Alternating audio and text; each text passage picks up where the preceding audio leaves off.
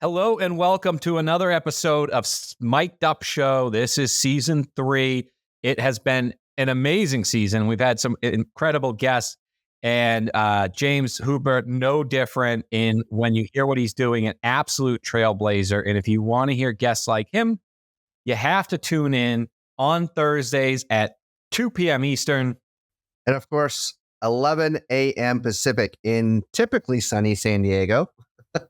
This episode's a little bit early because sometimes our guests are originating and are running a regulated industry, and sometimes they have different items that pop up throughout the day. And we're flexible here on the show. We understand to get great guests, we have to have a great flexibility. And I think this one's an exciting one because oftentimes we have the typical IMB on the show, and Mike and I have been, and we'll talk about it throughout the show, but we've really been advocating on lenders being able to expand their credit box to meet the demand of the new buyer and of a shrinking inventory market. There are great houses out there, but they might be what was once considered difficult loans. So we call this closing difficult loans in difficult times. And James is on here to really tell us that for Quantic Bank, some of them aren't that difficult, right? So can you tell us a little bit about, yourself, right? And like how you ended up at such a trailblazing bank in the sense of its model is different, but at the end of the day, it's trying to do the same thing, which is help people buy homes. Yeah, Michael, thanks for having me. Both Michaels. I'm actually headed to San Diego tomorrow. I'm in sunny Phoenix, Arizona. We had just a quick backstory. We had fall last week. It was nice and 85, 110 today. 114 next week. So we went from potential sweater weather to like back in the pool. So fun times. But just like the lending environment, it's always changing. So a little backstory about me. I've been in wholesale retail for 26 years now. So, it's basically my first job out of college was a stock boy at like a Winn-Dixie supermarket in Georgia. And then I went straight into cold calling into mortgages. So I've just been born into mortgages. So, back when I got in the business, there was the word called subprime, right? Which now is non-QM, a little bit more safer, a lot more sounder.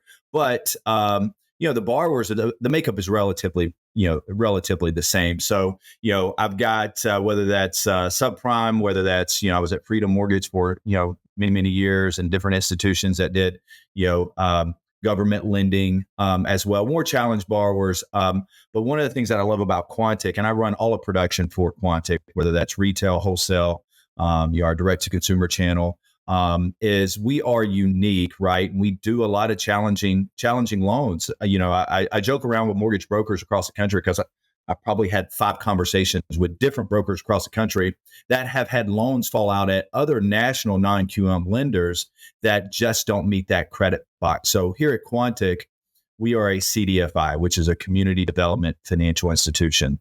So I won't get into what that is. That's a whole other podcast about what that does and what that serves. But, we are the only digital bank with that CDFI certification.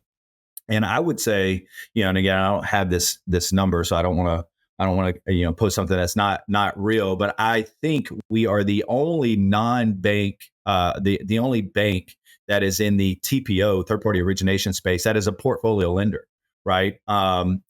Doing what we do today. So that's exciting. So when you're a portfolio lender, you're not really, you have your own set of guidelines, right? You can do your own thing. So we make, where a lot of lenders are making exceptions to their standard guidelines in the marketplace, that's just our standard guideline, right?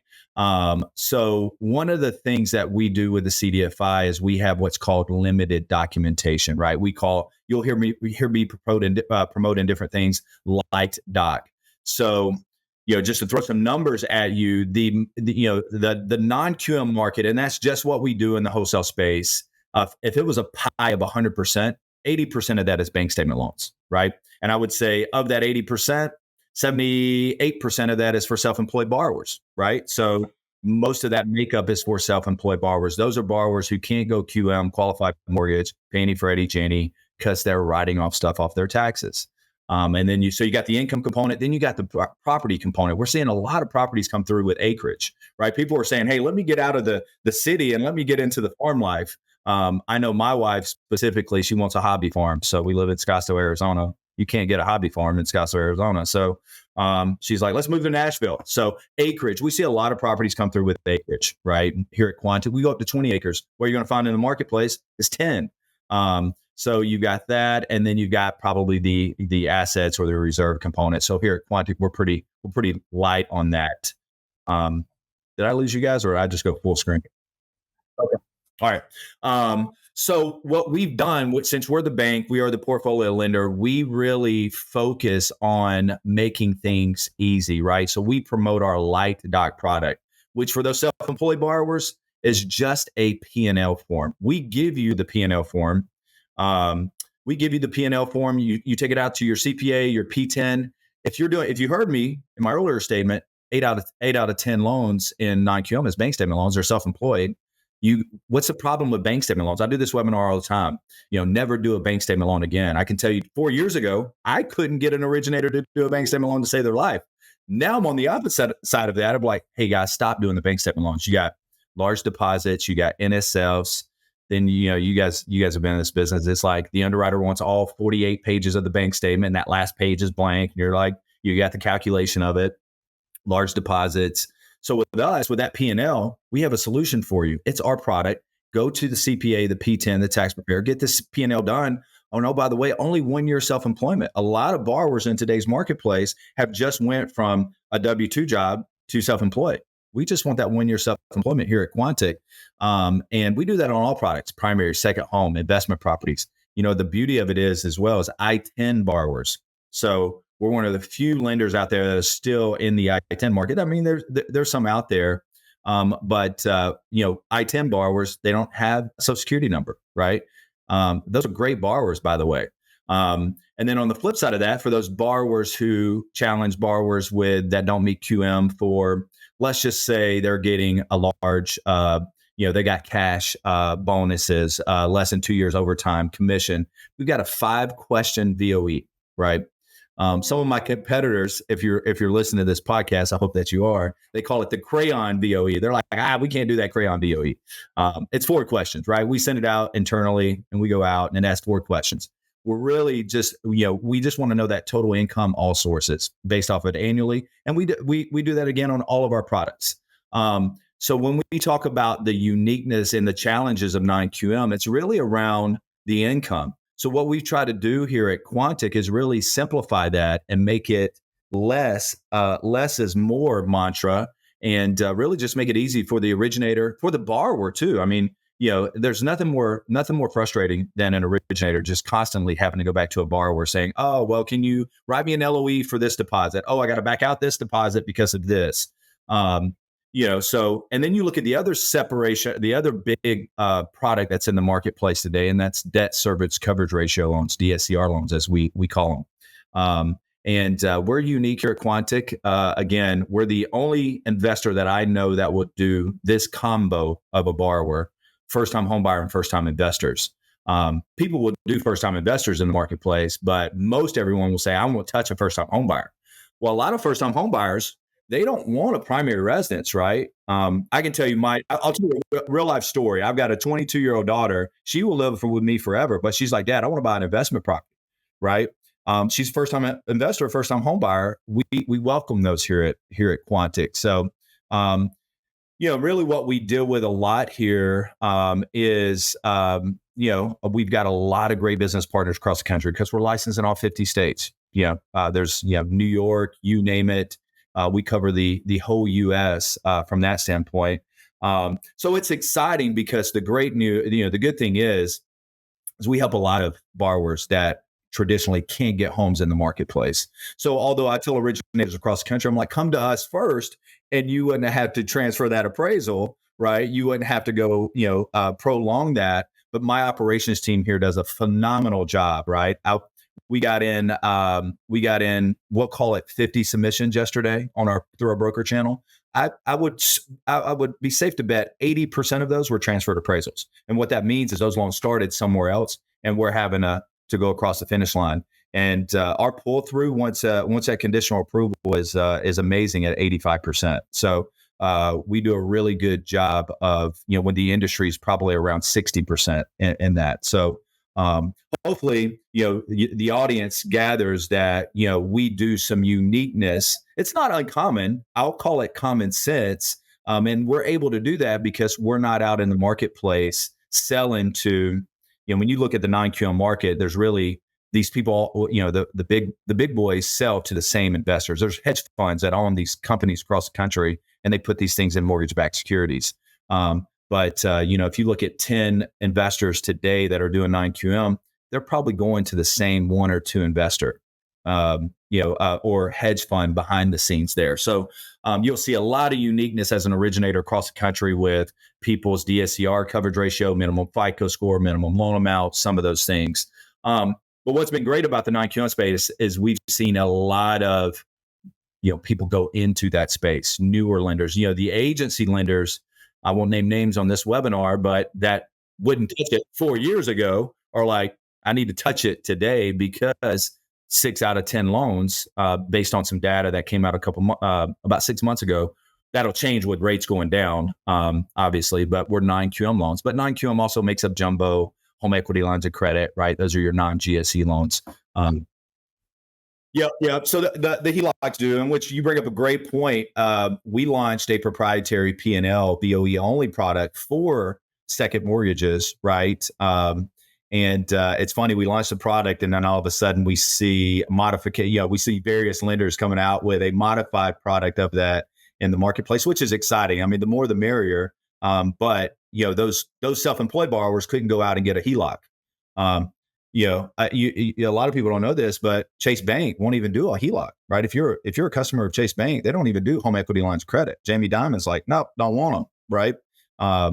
So there's been a mass rush to the broker model for those HELOCs, and there's a lot of great sources, but there's a lot of challenged income borrowers that were in a historically low rate on that first, that couldn't go into a second mortgage, and now there's options, right? Which is great. James, there's a lot to unpack there in the last few minutes there. When you talk to a mortgage originator, they're actually lost. It used to be that, let's go back 20 years ago. And when I entered the business, I went in, and of course, there was a lot of products available 20 years ago, right? And so the mantra we would go through is credit, collateral, capacity to pay, and then character. Because when you have the credit, and you had subprime products, and then you have collateral. So you have all kinds of collateral. In this case, you're telling us, you have properties with acreage, you have different types of unit mixes, and when I say unit mixes, I mean properties with ADUs now. And you have lots of different types of unique types of properties, hobby farms, so on and so forth. And then you have capacity to pay, in which you just literally went and described. Hey, you have bank statements, which was non-existent a few years ago, or it was very existent 20 years ago, and then it went away, and now it's coming back. What's old is what was new, and then old, and then new again.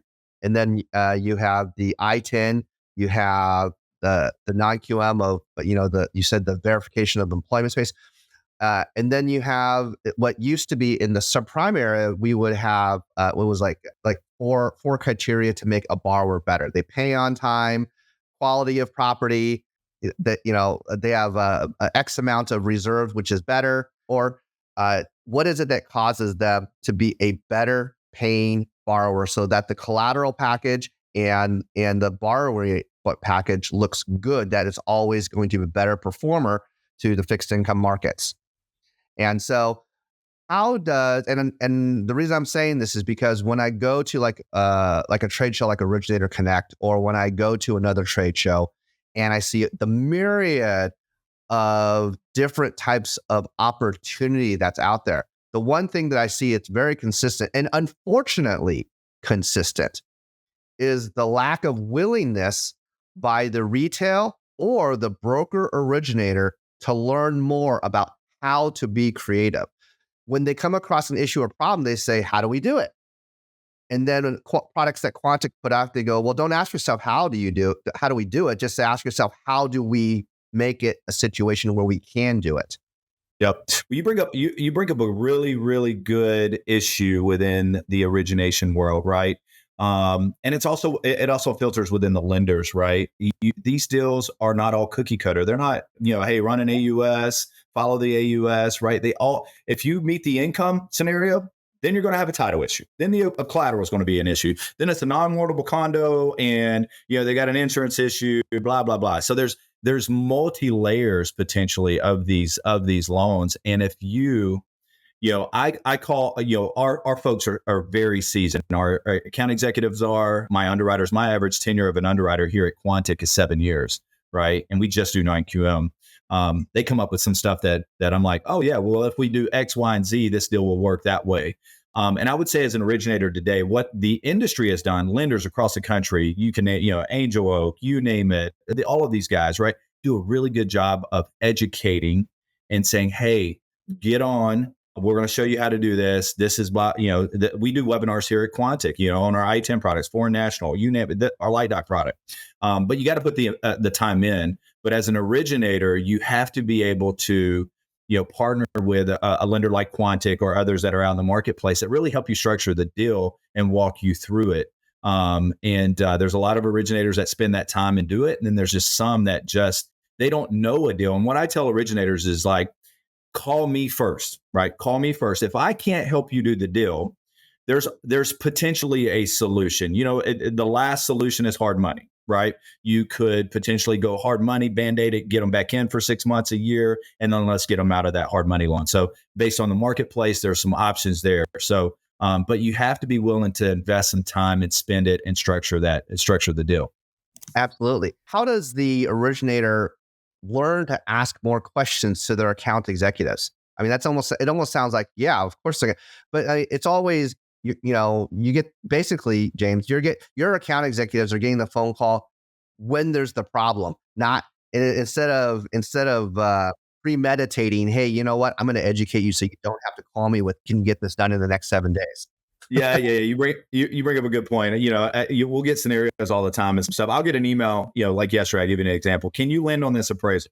Appraisal on surface looks good. I'm like, well, tell me what the issue is with the appraisal, right? So what I tell originators, whenever you're talking to either us here at Quantic or, some of your partners out in the marketplace, just be honest. Like, this is what I have, right? You'd rather know up front, and therefore you can alleviate any of those bombs or headaches prior to that, going in, and you can educate that, you can potentially alleviate some of that as you go into underwriting. But, based on my earlier comment of where probably 8 out of 10 loans we got yesterday, there is unfortunately not a lot of that goes on in the marketplace. So that originator will send that loan to someone else and something pops up. They didn't meet the reserve requirements. They didn't calculate the DSCR right. Something didn't populate. The income didn't come back right. And it really is no secret sauce, but I say just coming into the conversation with your account executive of what put it on the table. Just put it on the table, and a seasoned account executive will tell you how to structure that or give you guidance on how to structure that, or be honest with you. Just say, hey, I can't do that file. Maybe you need to go somewhere else. And I train my salespeople to be as transparent. We're not all things to everybody. Right. We have if you look at lenders across the country, we all have our really narrowed down niches that we really, really do well. Some lenders out there have what I call the Cheesecake Factory rate sheet, right? You can just do it all, but really, their chicken is really the best thing that's on the menu. So, we don't specialize in fix and flips here, bridge loans, you name it here at Quantic, but, it's just a risk appetite that we have for the bank. But knowing that and dealing with a partner that's out in the marketplace that will lend that and not be scared to say, hey, go try this, go close a loan over here, because at the end of the day, I want my originators to make money. Right. And that's it. Journeys that this show has taken me on is Michael Zhao is an underwriter at his family office, and they participate in fix and flips. And so through this show and some of the guests, we've actually been able to bring fix and flip to the the IMBs. So on a high level, it's, okay, new program. But Bill Lohman was on our show last week. He talked about being transformational, not transactional. And to plug another show, we talk about how we will help loan officers. If you just listen to it, it's the blueprint at the lowest cost to start a podcast and why you should stay consistent. But what we found is typically, if you care about those vanity metrics and you're in this space, when you start talking about the opportunity to grow as through home ownership, but especially through investments, there is a large community of viewers out there on YouTube, on podcasts that thirst for more information. When you take the fact that 10.7% of our workforce are self-employed business owners, that means not only do they run a business, they fit the Quantic. Well, we can start with, they are looking for you to advise them on Quantic programs, because that same entrepreneurial knack they had to put it all on the line. And by the way, by putting it all on the line, 7% of all business owners used a line of credit to start their company. So they put their house as collateral, almost 1 out of every 10, using a mortgage product from a company like Quantic that's really trying to make the American dream happen. And these people come to the show because they don't know where to go. And everybody they go to, the bank, which is usually where it all starts in most movies, right? You go down to the bank and get a loan. They are not like Quantic Bank. They have these credit boxes. They're going to say, and you are feeding that system. When you take the fact that like 30%, 57 million people are part of the gig economy. That again is something that better favors, and I'm sure you have some success stories maybe on that. My point is, as a loan officer, these loans are transformational because they repeat for a purpose, whereas the repeating mortgages in the past have been more trending. Like obviously you're going to get a 7% and go down to a 6.875 to a 6.5. But if you can get somebody in a fix and flip or a hard money so that they can take, and I'm kind of stealing Zhao's story here, but you could take mom's house that she was going to have to sell and was going to come out of the family, fix and flip it so that you could use that money to buy your new primary. Now you have it as an investor. You put the renter in there, you go to Quantic Bank, now you have a better rate, and you have empowered that family now to have 2 properties to grow transformational wealth. And if they did that over the last 10 years, they'd be $1 million richer than if they didn't have that, right? And how are you going to tell that story? You can get on your own podcasts because the listeners are going to come. They love the cute videos of showing how to save an eighth or a quarter, on TikTok, but the content they really thirst for is lenders that understand that credit box. So I think, how would you help us tell these loan officers that they could stay, in their lane of obviously being available for purchase and 30-year fix, but it's about time they use some of this platforms to get out there, and how would they digest? I guess it can't be as hard nowadays to offer that Quantic package than it would have been 10 years ago trying to learn it and using the back of Scotsman's Guide, et cetera, to match it up, right? Yeah. Look, I'd say the first thing that originators have to do, and I follow many successful originators online, right? And they post, the good ones are doing a really good job. And it's funny, as I talk to originators, I've talked to a few over the past couple of weeks. I've got many good friends in this business, and I was speaking to one yesterday here locally in Phoenix, and he's like, "Man, I need a couple LOAs right now. I'm taking 10 loan apps a day, right? 8 to 10 loan apps a day, and this guy's got a radio. He does radio online. He does every day. He's doing a video. He's doing some podcast stuff as well. And so I'll open up his brain, and I'll automatically know how he's getting his business. And it is truly from doing those things that are uncomfortable for us as salespeople. I mean, well, before COVID, it was hard to get people to go on Zoom, right? It was like, I don't want to go on video. And now, your corporations, and then that was the only way of communicating. Now you got to go on camera. And we're all on camera today, but I don't even think that, I didn't even look that I'm on camera, right? I just feel like I'm almost in person. So, I think you have to get comfortable with that first and foremost, but you have to take that first step. You just have to go do it. and educate yourself and do some of those things. But Michael, to your point, if you specialize with that in the mass community, you just mentioned 56 million gig people, where are they at? They're on TikTok, they're on Instagram, right? And if they see you specializing in some of that stuff, right, you're just going to organically grow with that, and you're gonna get questions on those things. So the successful originators are taking that plunge, I will call it, into that world and being very successful.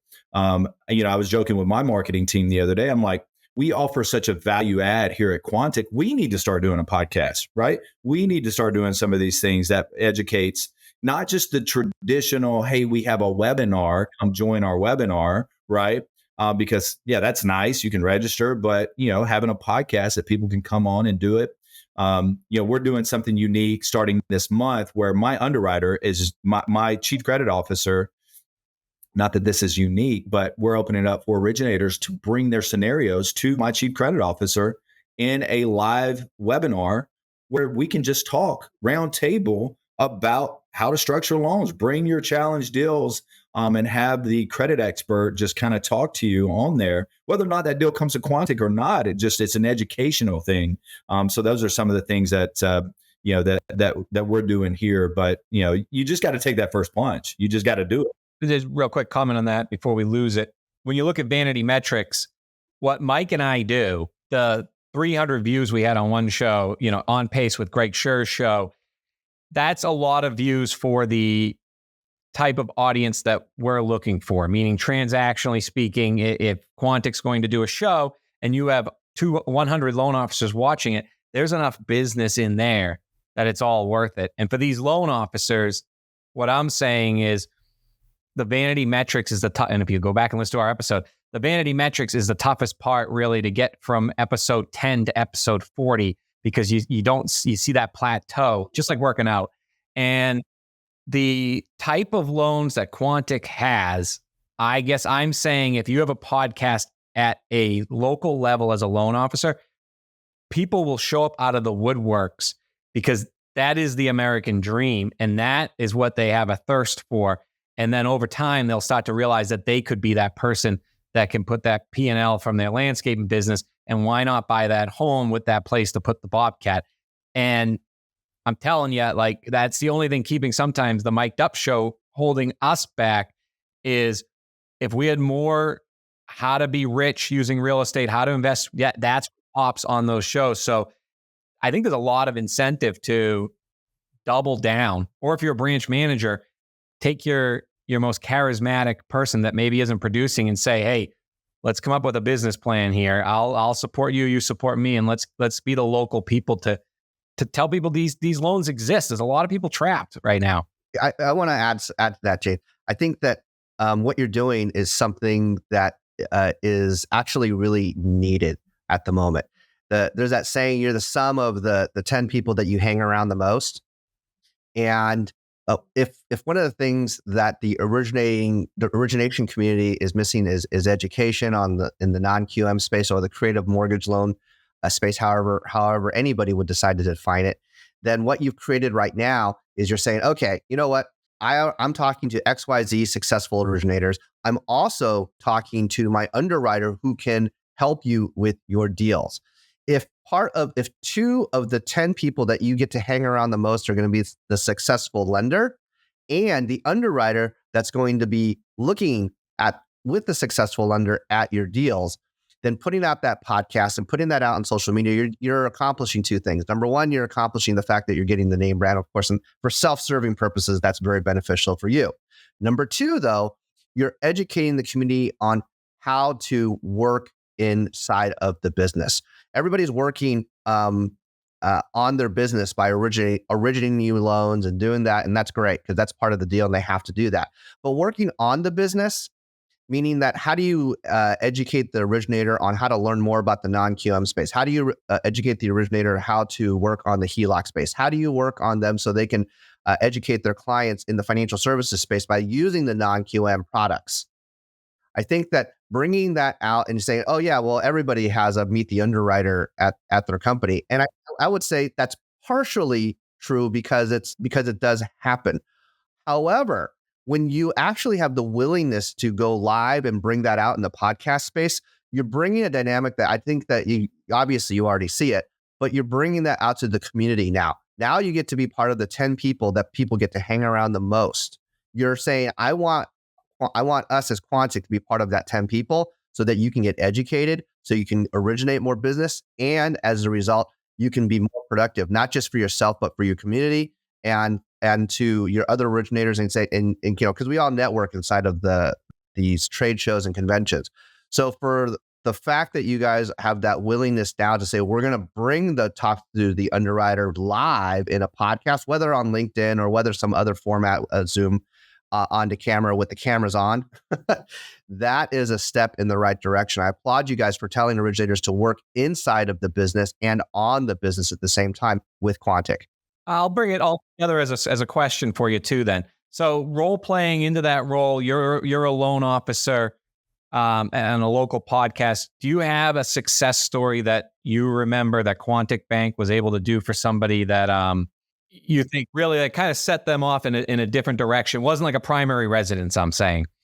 Yeah. So this is real live. Yesterday, one of our broker partners out of Florida called me. The account executive was out, called me, had an I-10 borrower. And it was an I-10 borrower. They wanted to do a cash out, right? They wanted to do a cash out on an I-10 loan already on the property, which is great. Loan amount was pretty large, but the borrowers, he didn't have enough income to qualify. So he wanted to put the daughter on the loan, and which was fine. She was another I-10. The situation was once you uncover those questions, what's the primary borrower's FICO score?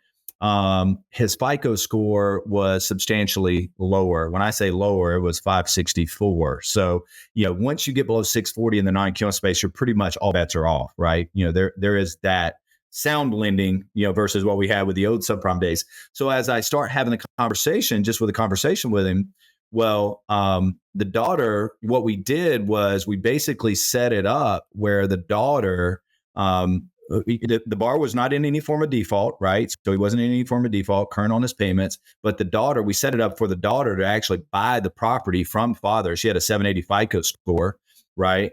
Did a gift of equity, got father cashed out, right? So she basically bought the property from him. So we did a gift of equity, family member, and then he was like, well, she works for me, right? She works for the for the borrower. That's fine. VOE, self-employed. We get the CPA who does their taxes to do the VOE for the borrower. It's easy. He had called 8 different lenders. Obviously the FICO score was the issue. And I found a way to structure that deal for him. Now we still got to get it across the finish line, but the reality is there was a solution based on how you structure that loan to meet the end borrower's goal, right?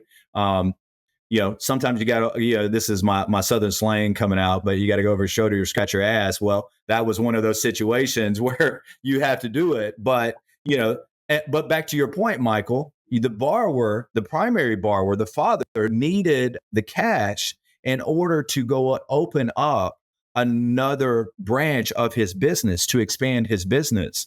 And he was struggling with that. And there's a lot of business owners that, are robbing Peter to pay Paul. They've got the means to do it. They just can't, they don't have the wherewithal to do it. So real life scenario happened yesterday at about 3:34 Pacific Standard Time, because I remember I was on the phone for an hour.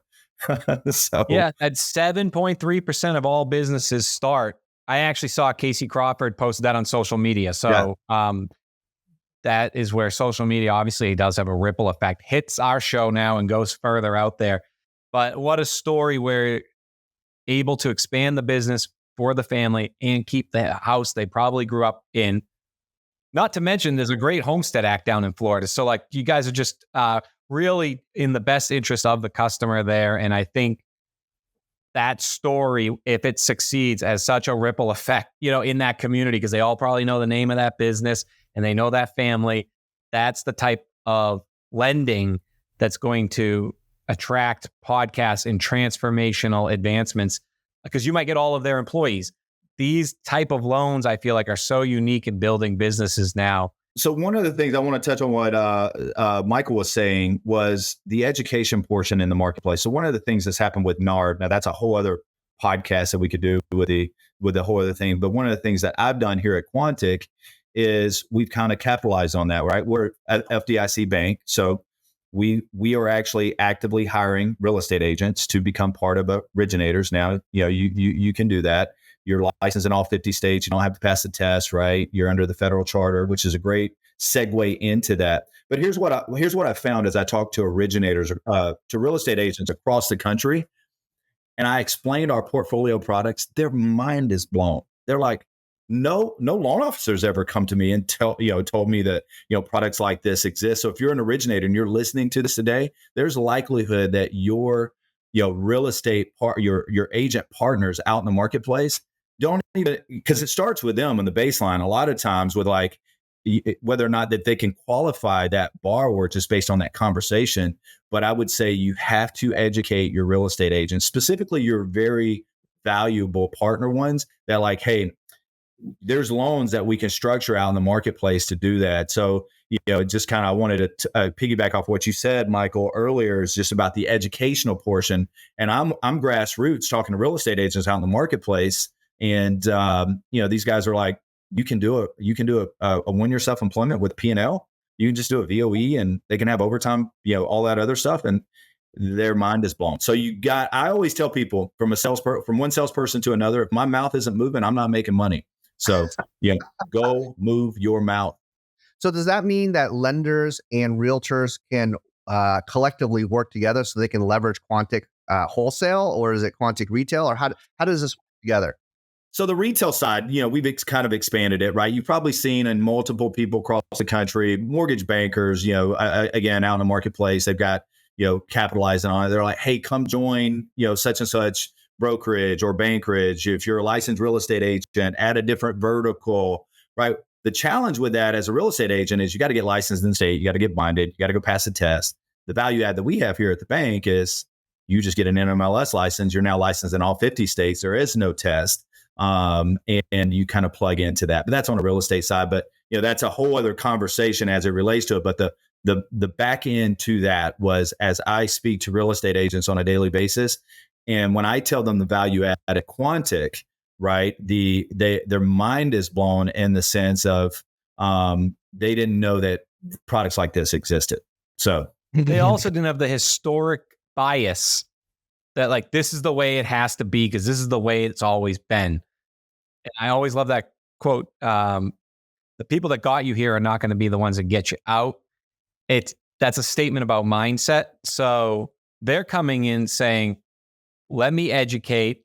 And we have to have empathy for them because the sellers agents are running everything right now. And they're slowly testing how, and I'm seeing this in posts, they're starting at 2, then 175. How low can they go on the buyer's side, right? And so these buyer's agents really need to migrate. And when they come there, they're not predetermined, like has to be GSE, has to be FHA. They can come in and go a different angle with it. So, we certainly appreciate that. Like, where do you see Quantic wholesale in the next 5 years?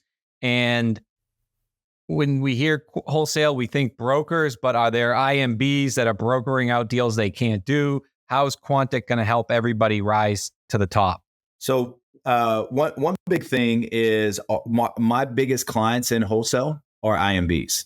I won't name names, but they're not your traditional mortgage brokers because we cover that. But it's the IMBs that either don't want the risk putting it through their own warehouse lines or doing it non-Del, and they broker those loans to us. The foreseeable future for the non-QM space, with projections is it's going to continue to explode. It's double than what it was in 2023. There's more. I think 16% of all borrowers in the marketplace today are self-employed, right? Eligible borrowers are self-employed, and that's projected to go up as people, want to expand, get away from corporate America. Great for those guys. So the non-QM space, is going to continue to expand. We're going to continue to evolve and be, risk advert with products. We constantly look at our product base and what the market demand need is. And where can we play in that space? We've got some enhancements to our products that are coming out whether that's allowing for investment on I-10s, launching a 5 to 8 with 5 to 8 DSCR with a mixed use component. Some of those things that are they're not very prevalent in the marketplace, and where can we really help the market from that standpoint? I don't see the non-QM space expanding the credit box, right? I think we got some economic factors. Again, I'm no economist, right? Maybe I should be. But I think when you look at credit card debt at an all-time high, you look at, let's just use our common sense as a consumer. Savings at an all-time low again. Savings, right? You got that. Auto loan delinquencies are up. So what do people stop paying first? Their credit cards, then their auto loans, and then last but not least, their mortgage, right? Now, knock on wood, mortgage delinquencies stay down. What I love about the non-QM space versus post, the pandemic, the financial crisis, is non-QM is sound lending now. Most of these borrowers have 20, 30% down, and they've gained equity. They're not going to walk away. It's not like we did an 80-20 one day out of BK, right, back in 2008, and they don't do it. So I think the non-QM space will be a little bit protected of some of the foreclosures and stuff just due to the equity position. I think if we see any runoff there, it'll be in the agency and the government space. But I think the non-QM space, yes, they won't be protected because they will do some of that. That will happen. But I think the non-QM space is here to stay and here to grow. And I know on our side of the house, we have aspirations of also getting into the true delegated correspondent space and helping those IMBs and giving them another blanket where they don't have to broker out so they could correspond that loan to us as well. So if you're self-employed and you're listening to our podcast, act quick. Tell your loan officer to call Quantic. Michael Zhao, any final thoughts here on the show as we do have to? I was going to ask the question, what is your one industry secret sauce? We're limited on time, but what I will say is that one of the things that I'm taking away from this show is that what Quantic has to offer through their account executives is the willingness by them to educate the origination community on the various types of products that could be more available to them when they have the willingness to invest their time to get educated on these types of products. Quantic may not offer all of them. They will offer most of them. And maybe some of the other non-QM lenders in this space will be able to offer some kind of unique underwriting space that maybe Quantic hasn't seen yet. What I will say is that the types of opportunities that are available are still limitless at this moment. And the leaders of the origination community can still take advantage of educating their originators. Right now, there's too many originators still in that agency box. And in order for us to be able to generate more and new originations, we need to be able to open the box and create more opportunities, not only for us as originators, but also more opportunities for the buying community that's out there. We may still have an inventory issue, but part of the inventory issue is currently being released with lower interest rates. And with the type of opportunity that's available through Quantic, I think that there is greater opportunity to get that inventory off the shelves. Amen. Well, thank you for coming on here, James. We appreciate it. Tune in, everybody. If you've been listening, we waited way too long to say this. Please give us a like, a comment. We'll send you some swag, and a subscribe would actually be the coolest. So any of those you can do on whatever channel you're listening, and always tune in for the live show at 2 p.m. Eastern. 11 a.m. Pacific.